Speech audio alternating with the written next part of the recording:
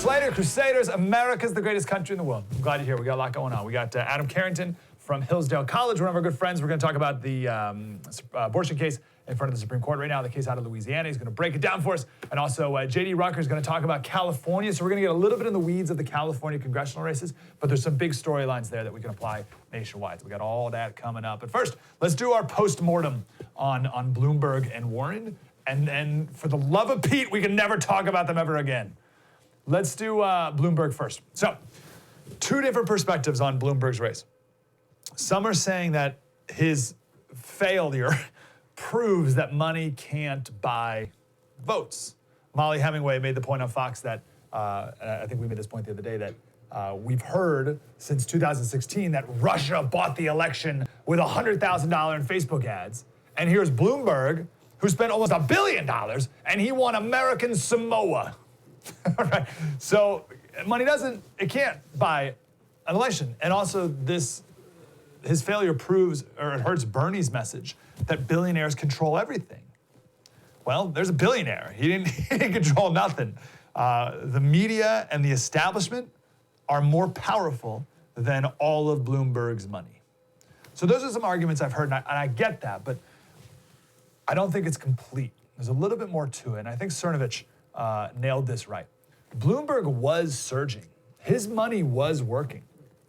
Things were going well for him. And then he went on the debate stage. And when he went on the debate stage, everyone instantly said, "Oh, I don't want to vote for you at all. We said this right before the debate. I said, why does he want to do this? Why does he want to go on the debate stage? Remember, he was telling rich donors to donate, not to him, because he's got plenty of money, but to donate to the Democratic Party so that they would change the debate rules and let him on the stage. And I remember we were going through that whole analysis, and I said, why, Bloomberg, why do you want to debate? You're terrible at that. It's better for you to, like a little bit of staying mysterious, but also use your money to just craft and manufacture your own image. And he was able to do that in like 2 or 3 weeks. He was able to manufacture this image of whatever, and people liked it. People were liked what he was selling them. And then he just destroyed it by going on the debate stage and being, who he is. So Cernovich boiled it down. And he's right. He said, to win an election, you need 3 things. First, name recognition. First and foremost, I still believe that's the most important thing. Let me quick timeout. Sidebar, Your Honor. Cernovich is talking about what you need to win an election. Maybe we should take 1 minute and talk about what you should need to win an election, like in a perfect world. In a perfectly redeemed, sane, rational world, to win an election, certainly for president, you would need to be morally above reproach. You would need to be upright and disciplined and self-controlled and wise and a great leader that brings together diverse viewpoints and chooses the best course of action decisively, but also willing to admit he was wrong. And you need to be a great leader of men and a constitutional scholar and someone who loves our history and is always curious for the truth, right? Those are things we need, or we would want, we would be looking for. Has anyone ever looked for those things in our broken world today? No. So, that being said, if you want to win an election today in our ridiculous world, things are boiled down to well, who do you want to have a beer with? Which is another way of saying it's who I like. Which really, just as we talked about yesterday with the bandwagon effect, is actually whoever I think I'm supposed to like, or whoever I think other people most like. Okay, so anyway, name recognition, number 1. No one had more name recognition, maybe in the world, than Donald Trump. I remember when he was running in 2016, someone made a compilation of all the rap songs that Donald Trump was mentioned in. And it was like a 5-minute rap compilation. He was everywhere, and he's since the 80s, he's been everywhere. He's been courting attention. Trump has been courting attention at all costs for 30 plus years. And for 15 seasons, he had the #1 show on television on NBC playing the decisive decision maker. That's you can't buy that. No one can buy it. We forget how much the catchphrase, "you're fired," we forget how popular that was in our culture. I'm surprised it's actually not used or said more often. So no one has more name recognition than Donald Trump. It's like he had the name recognition. I don't even know who would be the most. Elvis, Britney Spears, like everyone's heard of Britney Spears, I think. Trump is right up there. Mike Bloomberg, name recognition, like maybe in New York City. A few other people around the country because he tried to ban sodas. Klobuchar, Warren, there's no name recognition there. Biden, like known in political circles, but if you've ever seen the Jimmy Kimmel Man on the Street interviews, no one can name the vice president today. So no one would have been able to name Obama's vice president. So he's not even close to the name recognition of Donald Trump, not even close. But the most of all the Democrats probably. So name recognition, number one, most important thing, I think. Second thing you need is a ground game. You need door knockers. You need boots on the ground spreading your message. For Trump, he was the leader of a very populist movement. So he had that, and he also had an unprecedented social media presence, personally, right, with his Twitter. But his Facebook ads were unlike anything that's ever been done. And we've talked before about this Brad Pascal, his now campaign manager, but he was in charge of all the Facebook ads. Democrats aren't even close to Trump when it comes to social media ads. So that was Trump's version of a ground game. So Trump had name recognition like no one in the world, and a ground game like it's never been done before. And then the third thing you need is charisma. Glenn Beck was at CPAC. He was backstage when Trump was giving his speech. And Glenn Beck said that watching Trump in person is even funnier and more engaging than when you watch it on TV here on The First. Literally, very few people in the world can do what he does on stage. And we've seen it so often for these last 4 years that we think it's like normal to do that, but no one can do that. So the point is, money can buy you name recognition for a while. It can buy you a ground game, but money can't buy charisma. And maybe in Bloomberg's case, maybe all the money he had has killed whatever ounce of charisma he might have had. Maybe you can learn charisma, maybe, but it takes a long time. And Trump was born with it, or at least, again, fostered it over 40 years of public attention. Bloomberg and Tom Steyer have zero charisma. So it's actually not a very fair data point. Right? Can a billionaire buy an election?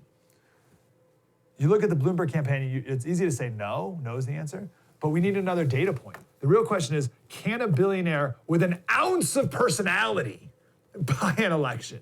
And that we don't know yet. So like who's the Dallas Mavericks owner? The guy on Shark Tank. Why am I forgetting his name? Mark Cuban, thank you. There's a billionaire with some charisma. So that's different, and we still don't know that yet. So the conclusion here is the postmortem on Bloomberg is money can't buy charisma. The postmortem on Elizabeth Warren, that whole experience was a lesson on how the media, how desperately they try to change our perception of reality. No one liked Elizabeth Warren.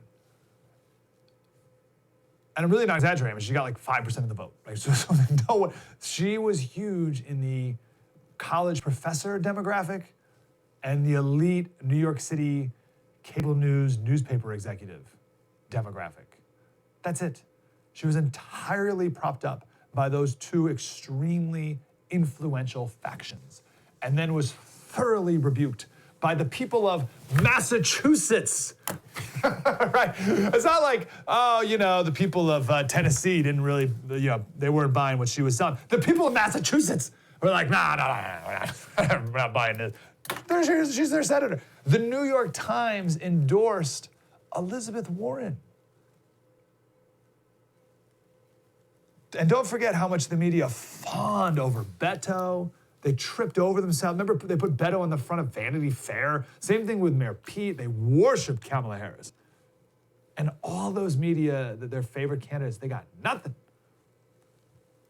We need to stop thinking, even for a second, that the views of people on cable news or newspaper editorial boards, we need to stop thinking that those views in any way represent the views of the average American. It's one thing to watch it and say, you guys don't represent me and what I think. I think we can all do that, but we still get tricked a little bit, I do, into thinking, oh, it's on TV, therefore, a lot of people must think that. Oh, the New York Times endorsed Elizabeth Warren. Oh, that means a lot of people must think that. No. They have way outsized, disproportionate influence. but it doesn't mean their views are very prevalent. They live on different planets in many ways, and we need to stop being influenced by them. How many more times does the media have to get it wrong before everyone finally says, like, we're out, like, I'm done. I'm not listening to you guys anymore about anything. And it's going to be the case for Biden right now. You're going to hear over the next few months how Biden is a totally electable moderate. He's a hero, a pioneer, a man who's risked everything and paid his dues. He's a widow and a father to an amazing family. You're gonna hear about how he's a great family man in the next couple of months. We didn't talk about this because we had a lot going on. But last week, the New York Times wrote a story with the headline, "There's a new artist in town. The name is Biden." And do we have the cover story? There it is. There's the cover picture they chose. This is a story about Hunter Biden and about how he finds peace in painting. Okay? That's the story that the New York Times chose. I got a quote here. There's an actual quote from the article. It's a picture of him with a paintbrush, majestically spreading the paint across the page. And here's what the caption says. Mr. Biden explores the fluidity of ink at his painting studio in Los Angeles. Hunter Biden, because there's nothing else to write about him. He's not in the news for any other reason. He explores the fluidity of ink at his painting studio in Los Angeles. He has no formal art training, but has sketched since childhood.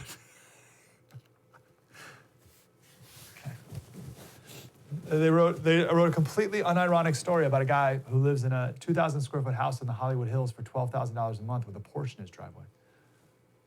And no, just about how he's an up and coming artist.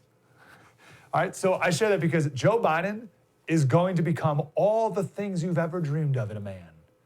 And in a leader and in a war hero somehow. Not even right, just wait for it. And the media is going to be lying to you again. The media is the Wizard of Oz. Pull back the curtain. Stop putting cable news on the pedestal. They don't deserve it anymore, if they ever did in the first place. Stop letting them manipulate your perceptions of reality. You are way smarter than what the media is feeding you. But we lower ourselves to their level when we let them manipulate our perceptions. I want to take a break here. I want to come back. I want to play this video here from MSNBC yesterday. Is so amazing on so many levels. You couldn't write this any better to prove the point I just made. We'll do it next. True story. Mike Slater, spread the word.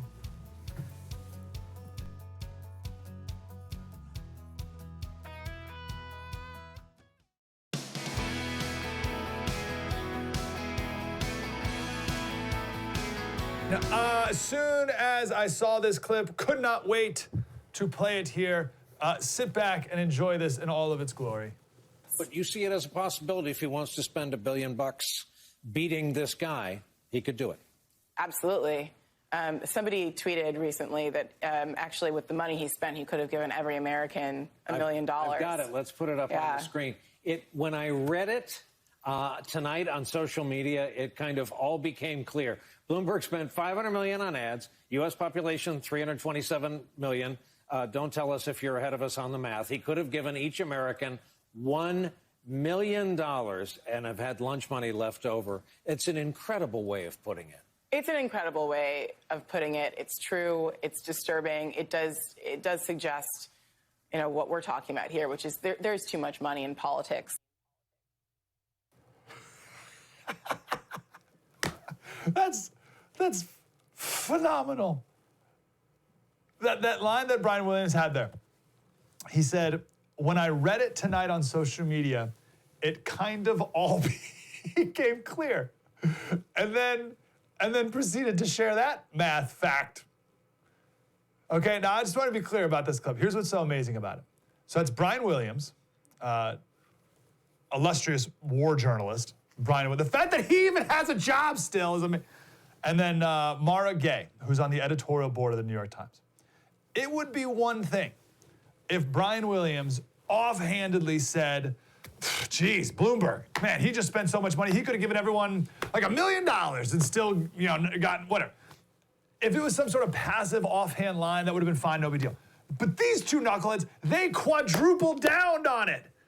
They read the tweet out loud, posted it, right? Read it again on the air, said, that's an incredible way of putting it. And then on top of that, the editorial board member of the New York Times, she didn't just move on and say, yeah, you spent a lot of money, but she said, it's true. And that fact is most definitely not true. The idea that Bloomberg could give everyone in America $1 million, when the truth is he could give everyone $1.53. They were off by a little bit. That's amazing. Now listen, I wouldn't go too hard on these guys. Oh, by the way, the person who wrote that tweet, she's some blue check mark on Twitter who has written for the Washington Post and other magazines, and she has only got 1,000 followers, so I don't know how she got a blue check mark. But I'm not gonna go too hard on these three, or even the producers who put that tweet up, who never questioned any of it. I'm not gonna go hard on it because I'm not that great at math, okay? So I'd like to think that a red flag would have come up if I ever saw that tweet and thought, oh, like that's probably, if you have 500, spend 500 million, you spend $1 million, and you give them, like that probably, like I'd like to think I would have. My point of bringing this up is, even if Brian Williams was the greatest newscaster of our generation, it doesn't mean that he's good at anything else. If Mara Gay was the most brilliant political pundit in history, it doesn't mean she's good at anything else.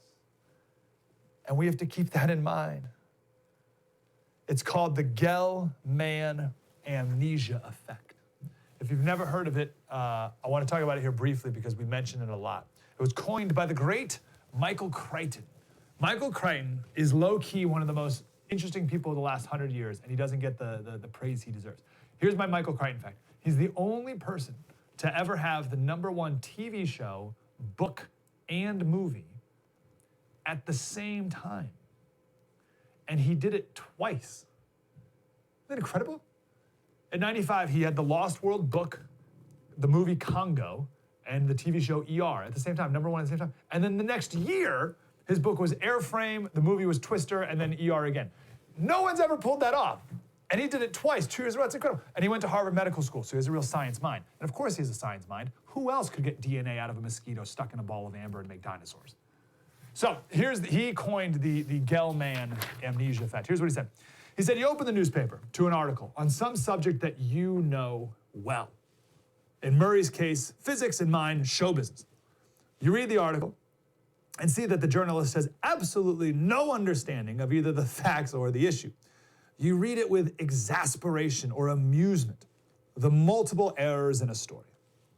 And then you turn the page to national or international affairs and read as if the rest of the newspaper was somehow more accurate about Palestine than the baloney you just read.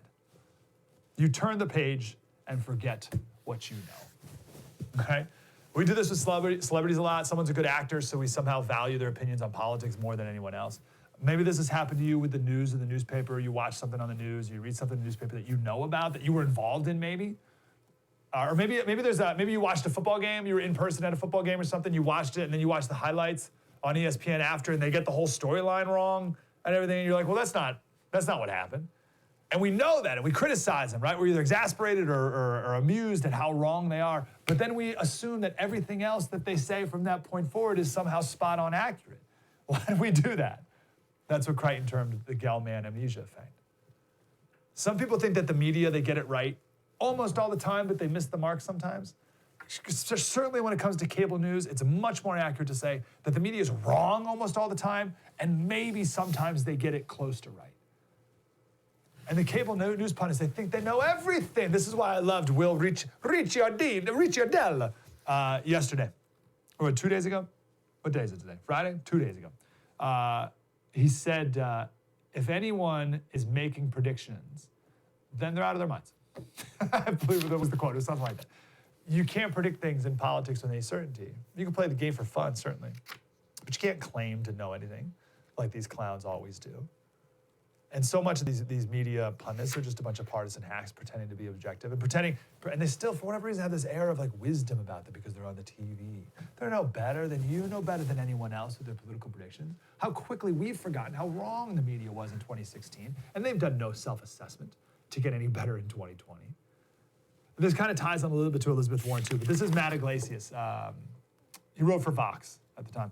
He said, at Vox, I think the implied audience is a graduate of or a student at a selective college, which also describes our staff and our social peers. And if you assigned me the job of serving a less educated audience, like you, I would probably need to think about how to change things up. So, you're not smart enough to understand the people at Vox. That's a man who thinks very highly of himself and looks down on you quite a bit. And that's why, in conclusion, that's why I love this clip right here. This is a clip that to me shows great humility and therefore true wisdom. So this is a soccer coach. He's the manager of Liverpool over in England. And he was asked at a press conference about coronavirus. Here. Asking on a wider question about the coronavirus, are you worried as a team, as a club, about the spread of it or how it might affect you? Look, what I don't like in life is that a very serious thing, a football manager's opinion is important. I don't understand it. I really don't understand it. Could ask you. You're exactly the same role than I am. So, and it's not important what famous people say. No, we have to speak about the things in the right manner, not people with no knowledge, like me, talking about something. People with knowledge should talk about it and should tell the people, do this, do that, do this, and everything will be fine or not. So, and not football managers. I don't understand that. Politics, coronavirus. Why me? I wear a base cap and have a bad shape. How about a little more of that humility from people in the media, right? It's a man, he's got it right. So ask him about soccer. He's an expert in that. He'll tell you everything you need to know. Ask him about coronavirus or something he knows nothing about, and he's not going to fake it. He's like, I don't know. What are you even asking me for? How many people in media land think they're experts in everything? A reporter's job should be, to be curious and explore, help us figure things out better. We're going to do that with Adam Carrington next. So we're going to talk about this abortion case out of Louisiana. And I read all these articles about it, and it's so clear that the people who are writing these articles don't know what they're talking about. Now, I'm going to be honest, I don't either, but I can tell that they also don't because they're just using these words that aren't, there's no detail, there's lack of clarity, lack of focus, lack of cause and effect. They're not connecting things at all. And I don't know the truth, but I can tell they don't either. So that's why I'm like, well, we got to get Adam Carrington on from Hillsdale College. And I'm going to ask him all these dumb questions what are admitting privileges exactly? What does that really mean? I hear people use that word all the time, and I don't think they even really know what it means truly.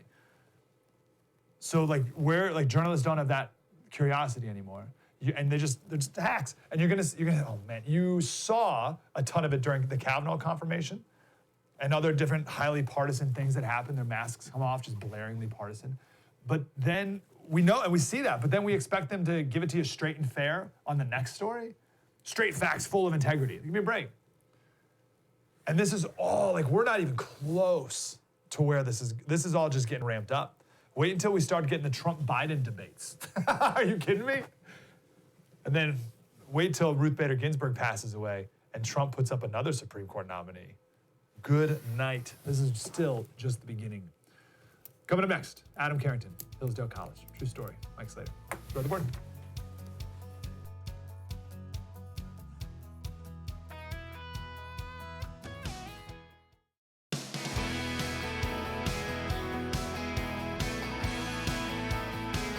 Hey, Slater Crusaders, want to go to our good friend Adam Carrington. He's a assistant professor of politics at the great Hillsdale College. Professor, how are you, sir? I'm doing well. Hope you all are too. We sure are. I want to talk to you about the Supreme Court. And please don't hesitate to put your super boring professor hat on and explain this to me, because there's some depth here that I think we really need to understand that I'm pretty sure the rest of the media is completely missing. So the Supreme Court case in front of the court now about a law out of Louisiana. What is the law?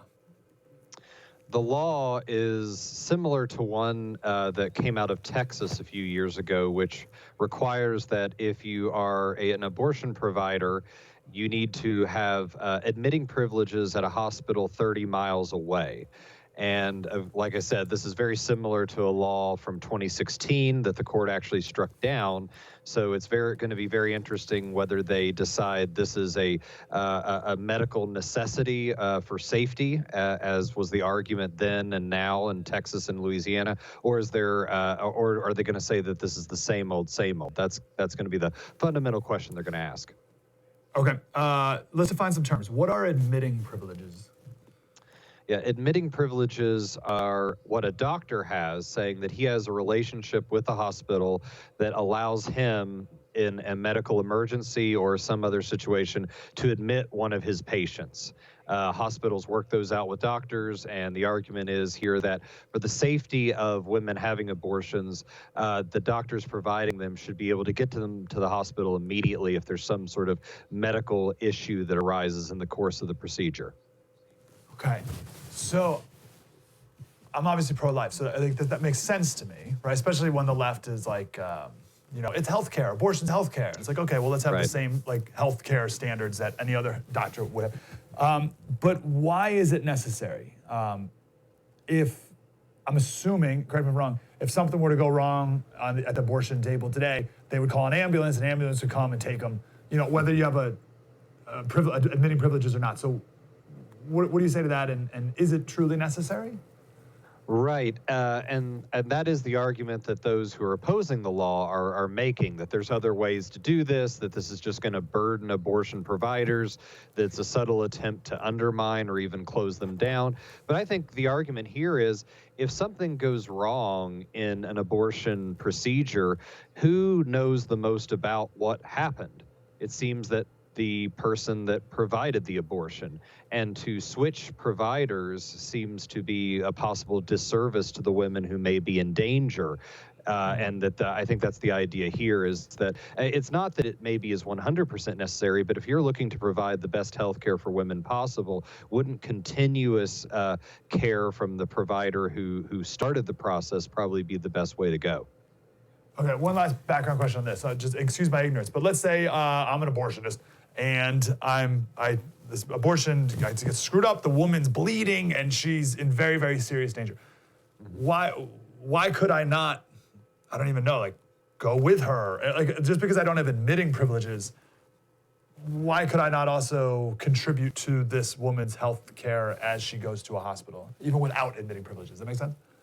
Yes. Well, admitting privileges gives you certain rights and continued oversight of the patient that you would lose if you don't have them. So yeah, you could go, the doctor could maybe go as a friend.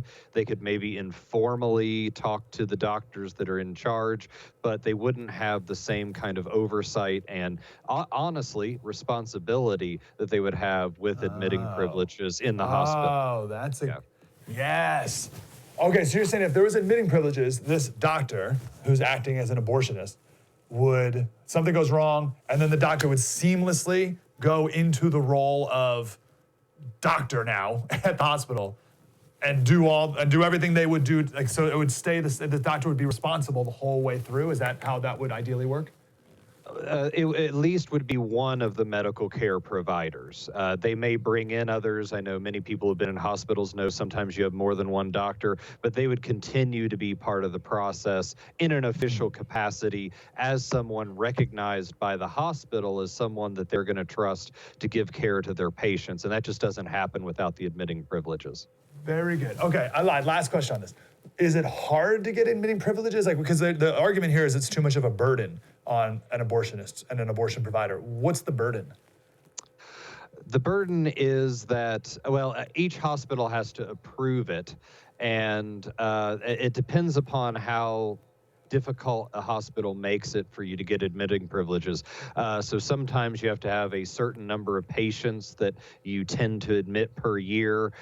Sometimes the problem is the distance. It has to be within 30 miles, and trying to set that up as far as long distance can be an issue. So it varies, and that's part of the debate here is, according to abortion law precedent, you have to have not place an undue burden on a woman's ability to get an abortion.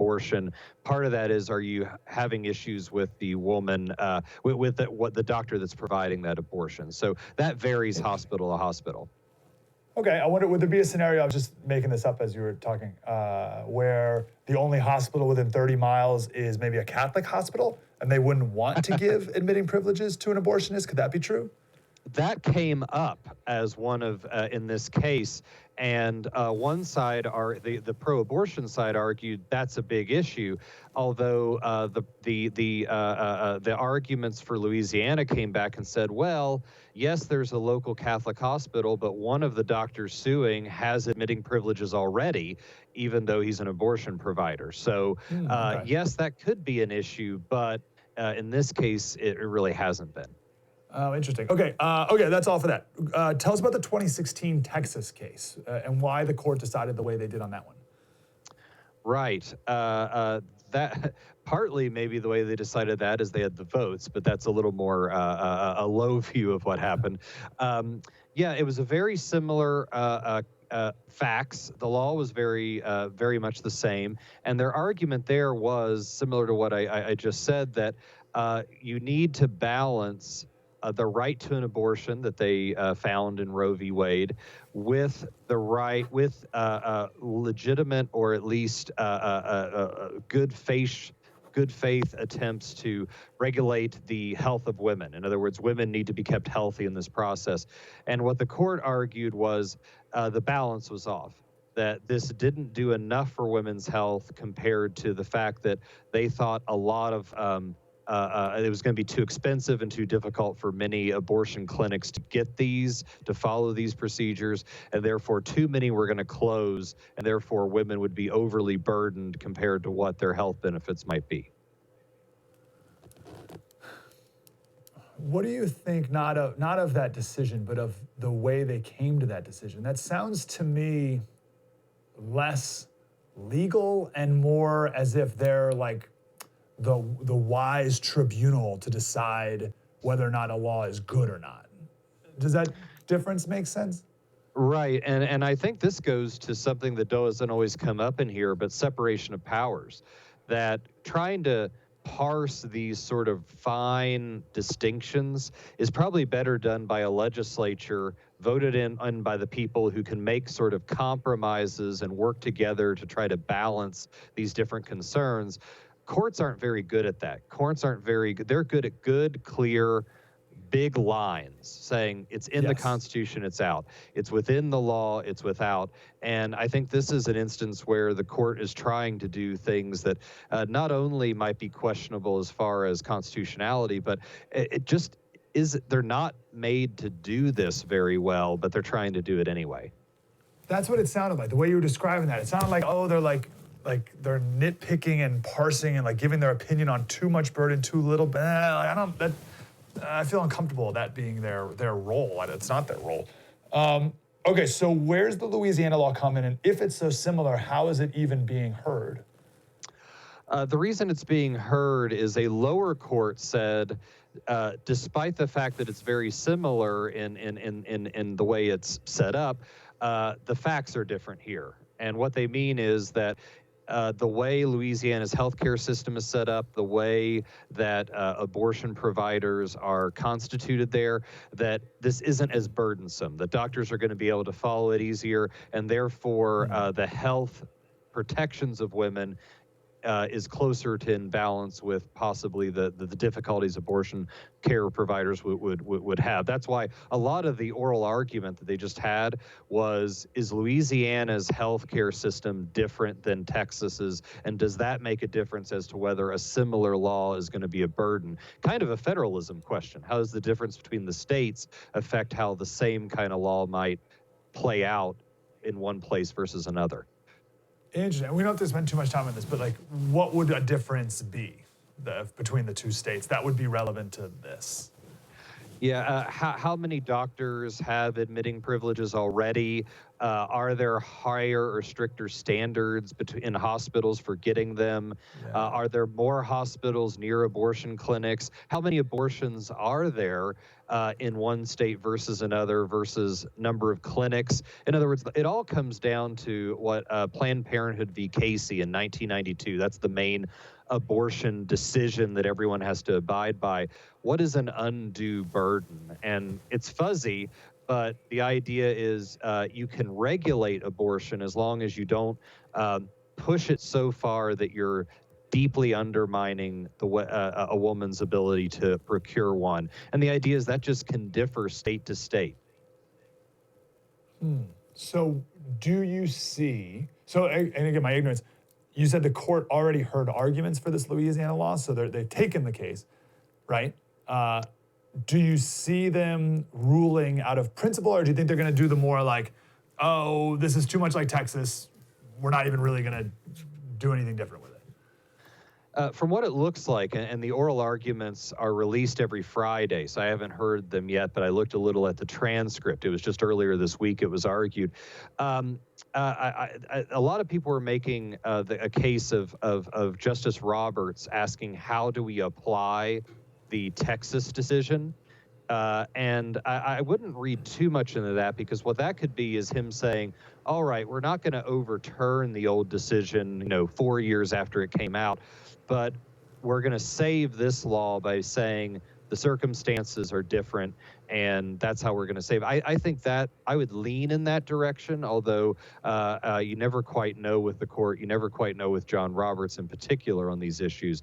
But I think the liberal justices, they're going to argue this is no different.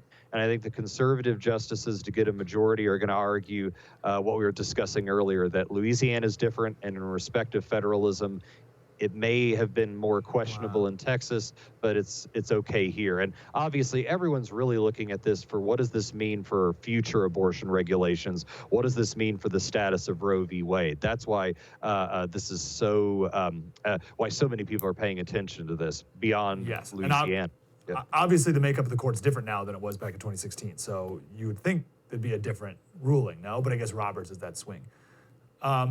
We don't have time now to talk about Roe v. Wade, but I'd love to have you on another day, because I do want to spend a lot of time breaking down Roe v. Wade in particular, because everyone's heard about it, but very few people know exactly what it is. So I'd like to do a good history lesson on that, if you could help us. But also, do you see a path towards overturning that legally or through the courts? Do you see that happening one day? I could, and actually it would be both Roe v. Wade and I mentioned Planned Parenthood v. Casey. Those together are the big ones. Casey basically tweaked Roe, modified it in 1992. Yeah, I think probably the most likely, although you never know, but given some of the tendencies of the court, is that the court's going to uphold several abortion regulations, start to narrow the legitimacy of these old abortion decisions before finally overturning it. And one of the examples of how they've done this before is, if you look at the Janus case about free speech and union dues. It has nothing to do with abortion, but one reason that Alito said in his majority opinion for striking down a 40-year precedent, a precedent that's about as old as Roe, was over the course of the last several decades, this has proved unworkable. We've already trimmed it by upholding limits on it. Now we just need to get rid of it. And I could see that being the court strangle and then destroy, to use maybe more violent terms than I should. That, I think, is that was funny. You were halfway through that analysis and you regretted it. That was good. I'm with you. 30 seconds. What do you make of what Chuck Schumer said the other day about Kavanaugh and Gorsuch? I think this is just a sign that how toxic our environment is politically and how much people don't understand that the court is about applying the law, not fulfilling your policy preferences, and how much people are willing to speak in violent language, even if Schumer really didn't mean it violently. I think given the toxicness of some of our in the fighting in this country verbally, someone in his position should be much more careful and much more respectful of a co-equal branch of the federal government. Yeah, very good. Adam Carrington, assistant professor of politics at Hillsdale College. Please go, everyone, adults, all of us, people who have graduated or whatever, go take free online courses at Hillsdale. They're wonderful. Adam, let's talk again. I hope we can do a thorough Roe v. Wade analysis one day too. I teach it in class. Would love to go through it with you as well. That'd be great. Oh, awesome. Good, beautiful. Adam Carrington, thanks, brother. True story. Thank you. Mike Slater, spread the word.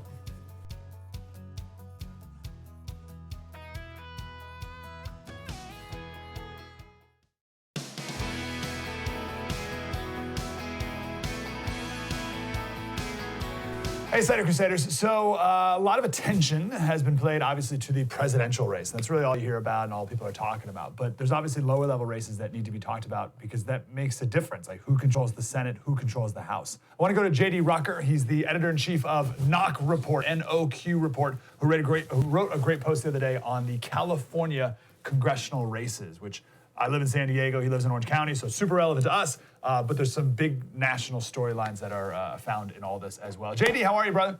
I'm great. How are you, Mike?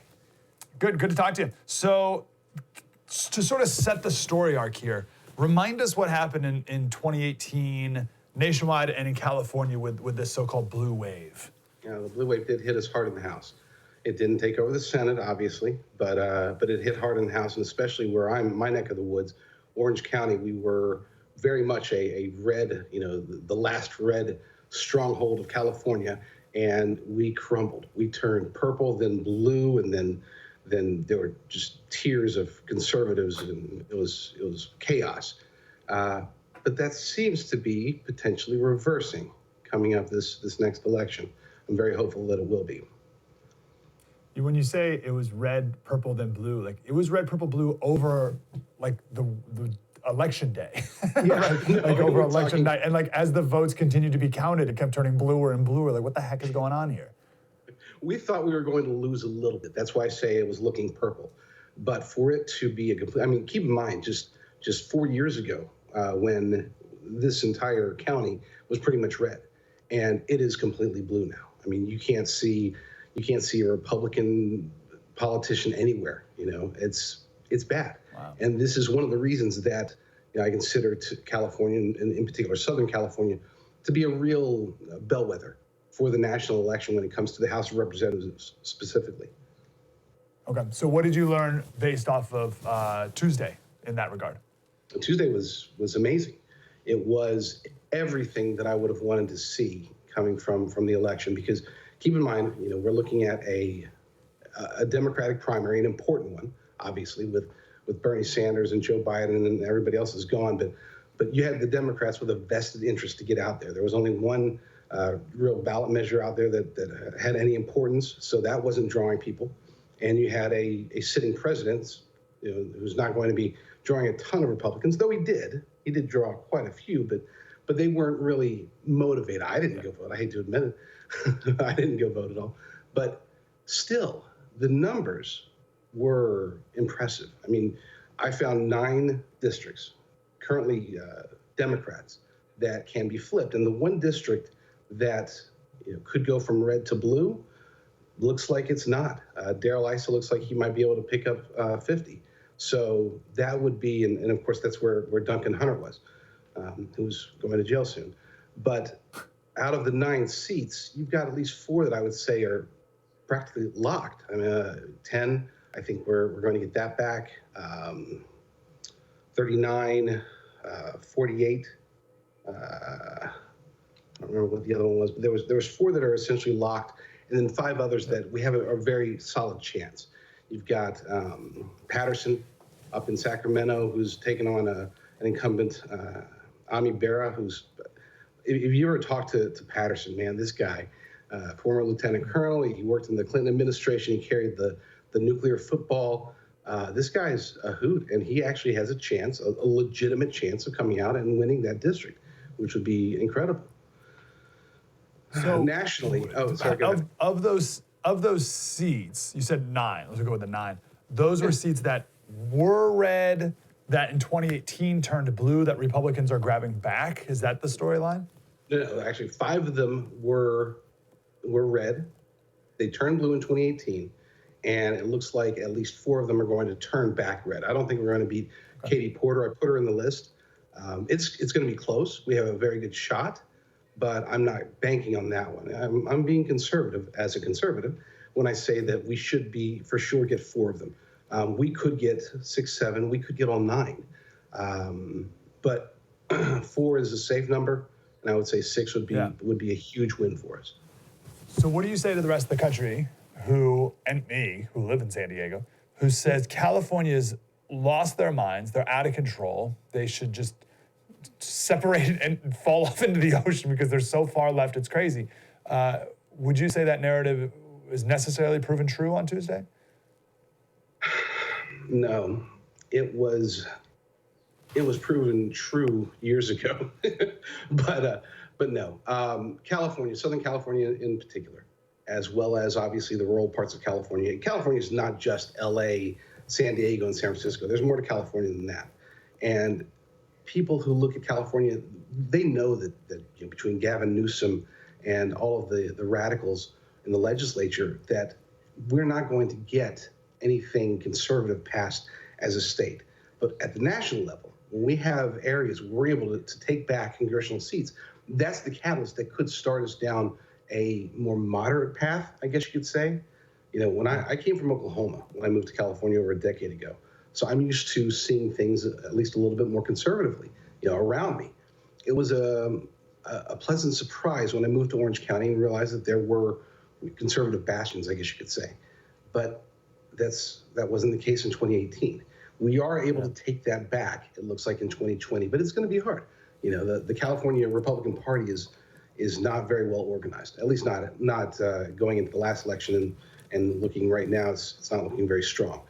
Ballot harvesting, you've got a lot of issues, a lot of, I guess you could call it, more advanced techniques being used by the Democrats. Super Tuesday was encouraging. We've got a lot of work ahead of us. We really do. Nice. Nationwide, I haven't done the math yet because, again, I've been so focused on the national race and whatever, and delegate math. How many seats does the House need to flip in order to potentially become Republican again? And do you think there's a chance of that being a possibility in 2020? I do. I would put it at about 40-60 right now. We need to flip 18 or net 18. And right now I show us we're flipping about 23-ish, but the Democrats are flipping close to 10, 9 or 10-ish. Okay. So it's not quite enough as things sit. But keep in mind, even I was looking at I forgot which website it was, a very reliable one, 270 to win. And they're showing that out of the 19 districts that are quote unquote toss-ups right now, 14 of them are Democrats. So they're actually showing a very solid map for us. Maybe not one to get to the full net 18 that we need, but we should get close. Now, with that said, it's all going to be driven by the presidential race.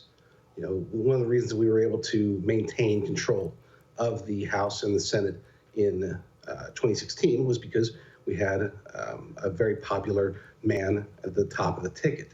One of the reasons we lost so badly in the House in 2018 is because we didn't. There was nothing driving it. So if we're going up against, let's say Joe Biden, that does make it a little bit tougher. I'm not going to lie. I was hoping for Bernie Sanders. I think President Trump was hoping for Bernie Sanders. He would have complicated things, I guess you could say, at the lower ballot level. With Biden, we're going to have to do some fighting, and especially in the Senate as well. The Senate is not safe. Mitch McConnell's job is not locked in. That's what the whole rant abortion thing that Chuck Schumer did 2 days ago. That's what he's preparing for. Has nothing to do with going after Supreme Court justices. This is all about going after Mitch McConnell. Wait, so, explain that. So first, what does the Senate look like in 2020? Potential makeup, flipped houses, flipped seats, whatever. But explain your Chuck Schumer comment. So right now there's about, we'll call it half of the seats there's 34 races that are coming up for the Senate, 1/3 every 2 years. And of those, about half of them are locked in safe. It'll take something bad happening for any of those that have to flip. Of the others, there's mostly relatively safe, except for, say, 5 of them. We're going to get one back, almost certainly. Alabama, Doug Jones, he slipped in because Roy Moore did whatever Roy Moore did 40 years ago. That's a great sentence. So we're going to get that one back. That'll put us up at +4. But then we've got 4 races that are really tough. Susan Collins up in Maine, she's not looking very good. It's still a pink state, I guess you could say, but it's been leaning purple for a long time. Martha McSally, she's just weak. There's no other way to put it. No offense, but she's just not a very strong candidate. She lost to Kirsten Sinema, and then she picked up a seat by being appointed, and there's a good chance that she'll lose that one. Cory Gardner in Colorado, hate to say it, but I think he's toast. It would take a miracle because Colorado's just turning, very blue now. They're trying to be the next Washington or California, just not on the coast. So there's a big challenge there. And then Tom Tillis, a lot of people are saying that he's in trouble. I don't think he is, but he might be. North Carolina is a very strange place. So we could very easily lose 3 or 4 of those, which would put us at about 50-51. Assuming President Trump wins, then we still have technically the majority with Pence as the tiebreaker at 50, or if we keep it 51. But it's not going to be great. It's not going to be there's still Lisa Murkowski. There's still Mitt Romney. There's still people that aren't, full-blown Republicans. So us sitting with a 51 majority in the Senate doesn't look very good to me. I'd like to see that at least at 53 where we are now, if not higher. And that's actually possible, too. Again, it all comes down to what happens in the presidential election. So this is what... Please go ahead. So, the Schumer point, yes. Yeah, so Schumer, this has been planned out for months. This was not a random, he's just so passionate about abortion that he just, this was, he made the threat. It was a practiced threat that's been sitting in their toolbox for weeks, if not months.